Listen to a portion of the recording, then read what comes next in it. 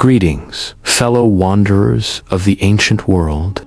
Did you know the iconic queen of the Nile, the seductress of empires, wasn't even Egyptian by blood?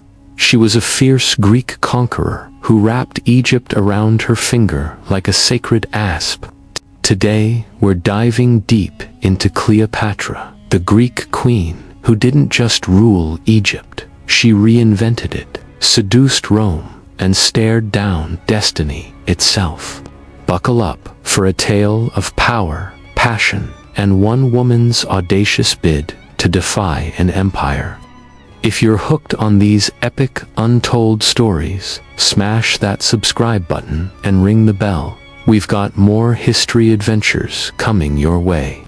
Imagine a world where the sands of Egypt still whisper the name of Alexander the Great, the Macedonian conqueror who swept through like a desert storm in 332 BC.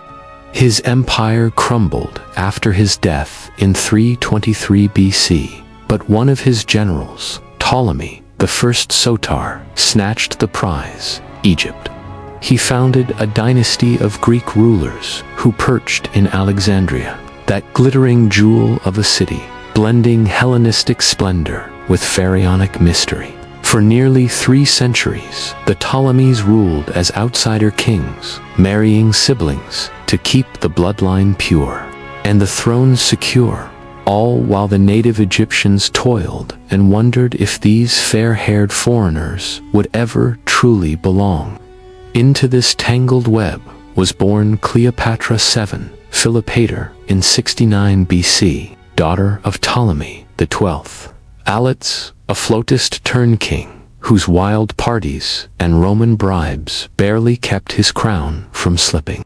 Cleopatra grew up in the opulent palaces of Alexandria, surrounded by philosophers, poets, and the greatest library the world had ever seen. But don't picture a pampered princess. From girlhood, she was schooled in rhetoric, mathematics, astronomy, and 9 languages, including the ancient Egyptian tongue that her ancestors scorned. Why? Because young Cleo was sharp as a Coppish blade. She saw the fractures in her family's rule. The Ptolemies had isolated themselves in Greek enclaves, ignoring the Egyptian priests and farmers who seethed under heavy taxes and foreign ways. Cleopatra dreamed bigger, not just survival, but revival. As her father teetered on the edge of exile, she watched, learned, and plotted, her sharp eyes already fixed on the throne that would make her a legend. Have you ever wondered what it feels like to be handed a kingdom at 18, only to have it ripped away by your own brother? That's where our story ignites. When Ptolemy XII died in 51 BC, Cleopatra curled with her 10-year-old sibling husband, Ptolemy XIII, as tradition demanded. But she wasn't content playing second fiddle. Within a year, whispers of rebellion grew. Advisors loyal to the boy king sidelined her, erasing her name from decrees. By 49 BC, Cleopatra fled to Syria, raising an army of mercenaries with fire in her veins and a vow to reclaim what was hers. She wasn't running, she was reloading. And oh, the irony, the very Romans her father had groveled to would soon become her unlikely saviors. Picture this. It's 48 BC, and Julius Caesar, the Roman juggernaut, fresh from crushing his rival Pompey at Pharsalus, chases the defeated general to Egypt's shores. Pompey, always looking for an angle, finds safety with young Ptolemy XIII, who, pushed by scheming eunuchs, has him killed on the beach as a gift for Caesar. Big mistake. Caesar, outraged, occupies Alexandria, demanding the siblings reconcile. But Cleopatra, she's not one to beg. Legend says she smuggled herself into the palace, rolled in a bed linen, petite, clever, and utterly audacious right under her brother's nose. Emerging before Caesar, she wasn't just a queen in exile. She was a force, charming him with her wit and her vision of a restored Egypt allied with Rome. What followed was the chaos of the Alexandrian War, a brutal siege that turned the greatest city in the Mediterranean into a battlefield. Ptolemy the 13th's forces, elephants thundering through streets, fires raging in the library's shadow, besieged Caesar and Cleopatra in the royal quarter. Caesar, outnumbered, held the harbor with his legionaries, but the Nile ran red with blood. Imagine the tension. Cleopatra, pregnant with Caesar's child, whispering strategies by lamplight as arrows whistled overhead. Ptolemy the 13th, drowned, fleeing in the Nile, his golden armor dragging him under like a curse from the gods. In 47 BC, Cleopatra came out on top, naming her baby son Caesarion Ptolemy 15 as co-ruler, boldly claiming Caesar as his dad. Egypt breathed again under her hand, taxes lightened, grain flowed to Rome, and for a moment it seemed the Greek queen had tamed the eternal city, but power's a fickle lover. In 46 BC, Cleopatra sailed to Rome, not as a supplicant, but as Caesar's consort. Housed in his villa with a golden statue of herself in Venus's temple, a slap to Roman piety, the senators grumbled. The mob whispered of Eastern sorcery. Then, the Ides of March, 44 BC, assassins' daggers felled Caesar, and Cleopatra fled home with her son, only to poison her brother-husband Ptolemy the 14th to clear the path. Alone now, she ruled as Isis incarnate, commissioning temples at Dendera, where her image gleamed with divine Uriae crowns. Yet Rome's civil wars loomed like storm clouds. Mark Antony, Caesar's dashing lieutenant, summoned her to Tarsus in 41 BC to account for Egypt's loyalty. How would she answer? Not with words alone, but with spectacle. She arrived on a golden barge, purple sails billowing, dressed as Aphrodite, attendants as nymphs and cupids. Antony, as Dionysus, was trapped in a fiery bond.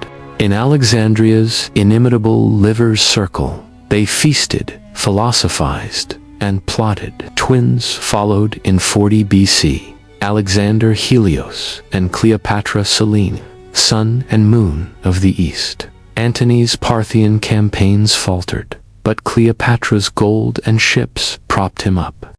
By 37 BC, he divorced Octavia, Octavian's sister, for her, granting Egypt vast territories in the donations of Alexandria. Caesarion, king of kings, her children, rulers of empires. Rome howled betrayal. Fast forward to the heart of their golden age, Alexandria, 34 BC, the gymnasium alive with pomp. Antony, triumphant from Eastern wars, parades captives and treasures before a roaring crowd. Then, the donations, his grand proclamation, seated on a silver dais with Cleopatra as Isis, he bestows the Roman East upon her brood, Syria, Judea, Arabia, to Alexander Helios, Cyrenaica, to Selene, Ptolemy, Philadelphus, the western realms, and Caesarion, co-ruler of it all, openly named Caesar's true heir, spitting in Octavian's eye. To Egyptians, it was pharaonic glory reborn. To Romans, treason. Octavian, that cold-eyed schemer, seized Antony's will, declaring he'd be buried in Egypt, not Rome. Propaganda flew, Cleopatra the serpent, Antony the drunkard. But in her palaces she built, restoring shrines, funding scholars, her court a beacon where Greek logic kissed Egyptian mysticism. Life wasn't all thrones and triumphs. Cleopatra wrestled demons, famines that clawed at her people's bellies, eunuchs like Pothinus plotting in shadows, Even whispers of her own ruthlessness, Sister Arsinoe paraded in Caesar's triumph, later slain on her orders. Yet she charmed the masses, speaking their tongue in temples, nursing her twins by Nile's edge, dreaming of a Hellenistic empire stretching to India. Antony adored her fire, but Octavian's whispers poisoned the wind. She bewitches him, he'd sneer, coins minted with her hooked nose and piercing gaze fueling the fire. By 32 BC, war was inevitable. Antony divorced Octavia publicly. Rome declared him enemy. Cleopatra, ever the strategist, pledged her fleet, 600 ships strong, vowing, "I will fight for my children's birthright." Their forces massed at Actium, Greece's western coast. In 31 BC, a clash of eagles and serpents. Antony's legions, battle-hardened, Cleopatra's navy, sleek and swift. Octavian's Admiral Agrippa prowled like a wolf. Dawn broke on September 2nd. Horns blared, oars churned the Ionian Sea. At first, Antony held, smashing Roman lines, but then, panic, betrayal. Cleopatra's squadron wheeled away. Antony's followed in desperate chase, abandoning the field. Was it a signal, a rout? Historians argue. But the damage was done. Octavian's propaganda machine whirred. She fled like a coward, he like a fool. The remnants scattered. Egypt's dream cracked. Winter gripped their souls as Antony's men deserted, poisoned by Octavian's gold. In Alexandria, Cleopatra fortified her mausoleum, stockpiling poisons, her heart a storm. Antony, hearing false rumors of her death, fell on his sword in 30 BC, carried dying to her arms. "I wronged you, my queen," he gasped, blood-staining silk. She cradled him, wailing to Isis for mercy, then vanished into her tomb. Octavian arrived days later, Egypt's conqueror at 32. He begged terms, she refused chains.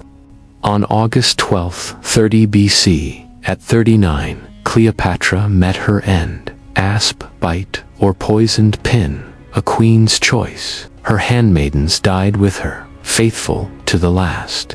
Octavian wept crocodile tears, burying her with Antony, but slew Caesarion to erase her line. As the dust settled, Egypt awoke as Rome's breadbasket province, no longer a kingdom, but a jewel in Augustus's crown. Cleopatra's children, Selene wed Juba of Mauritania, carrying her mother's fire to Africa's shores. The boys vanished into obscurity or death. Her temples stood Dendora Philae, carved with her divine profile, Uriae hissing eternal. But Octavian's scribes scrubbed her from glory. Plutarch called her corrupted by luxury, Virgil a gypsy queen. Yet truth endures. She spoke Egyptian, unlike her kin, boosted trade to 12,000 talents yearly, patronized poets like her lover Delius. Alexandria's library, her intellectual hearth, burned on in memory. What lingers is her alchemy of identities, Greek by blood, Egyptian by will, Roman by necessity. She didn't conquer Egypt with swords alone. She won hearts, blending Dionysian revels with Osirian rites, proving power's true edge is charisma. Imagine her final gaze, not defeat, but defiance. Did she poison herself for love or legacy? Historians speculate Pliny's asp, a smuggler's toxin. But one thing's clear, she chose her end, denying Octavian his trophy. In her veins flowed Alexander's ambition. In her story, the clash of worlds. To wrap our epic Cleopatra's, not the Hollywood vixen. She's the last pharaoh who gained empires, birthed kings, and bit back at fate. Her fall marked Hellenism's twilight, but her spark, it lights our myths still. reminding us identity's a weapon sharper than any asp. And you? What worlds would you conquer if given her crown? Drop in the comments. Was Cleopatra a villainess or visionary? Share your take. Did her loves doom her or save Egypt a little longer? If this tale transported you across millennia, like, subscribe, and hit notifications for more deep dives into history's hidden flames. Until next time, keep questioning the past. It's wilder than you think. Thanks for joining the journey.